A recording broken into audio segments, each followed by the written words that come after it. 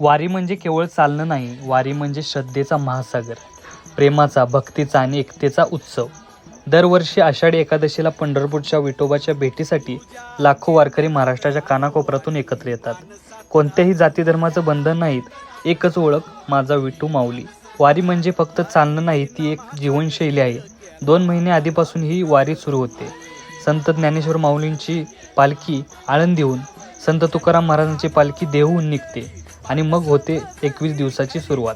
दिवस रात्र उन्हात चालायचं, पायाला फोड फुटले तरी चालायचं, पण मनातला उत्साह कमी होत नाही. पांडुरंग पांडुरंग या गजरात अभंग गात टाळ मृदुंगाच्या ठोक्यावर पाय आपोआप पडत राहतात. वारीची खरी जादू म्हणजे सामूहिकता आणि बंधुभाव. सगळे एकमेकांचे होतात. ह्या वारीत कोणी मोठं नाही, कोणी छोटं नाही, सगळे एकाच विठोबाच्या भक्तीत रंगलेले. जिथे वारी जाते तिथल्या गावांमध्ये मोठमोठ्या प्रमाणे वारकऱ्यांना जेवण पाणी दिलं जातं. या दानशूरतेला तोड नाही. जेवताना कोणाचं नाव, धर्म, जात कुठलाही विचारलं जात नाही.